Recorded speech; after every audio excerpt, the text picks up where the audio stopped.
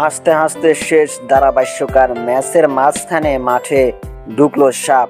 একটা cricket match চলছে, টান টান উত্তেজনা। হঠাৎ সবকিছু থেমে গেল, কারণ মাঠে ঢুকে পড়েছে এক অতিথি। কিন্তু সে কোনো সাধারণ দর্শক নয়, একেবারে একটি সাপ।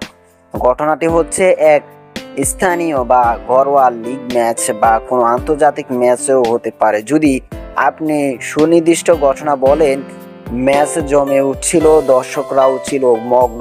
এমন সময় দেখা যায় একটি সাপ হেলে দুলে ঢুকে পড়েছে মাঠে। দর্শক, এই ঘটনাটি ঘটেছে বাংলাদেশ বনাম শ্রীলঙ্কার ম্যাচে। ধারাভাষ্যকার এমন দৃশ্য দেখে হাসতে হাসতে শেষ। ধারাভাষ্যকার বলেন, এটা তো টিমের নতুন ফিল্ডার। আরেকজন মজা করে যোগ করলেন, ব্যাটের সমান তো বাঁচালো, কিন্তু এখন বলাররা ফালাবে মনে হয়।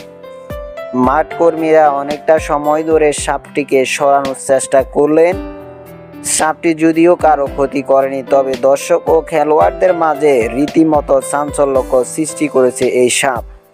এই ঘটনায় ভিডিও কিছুক্ষণের মধ্যে সোশ্যাল মিডিয়াতে ভাইরাল হয়ে যায়। অনেকে মজা করে লিখেছিলেন, সাপও এখন ক্রিকেট খেলে।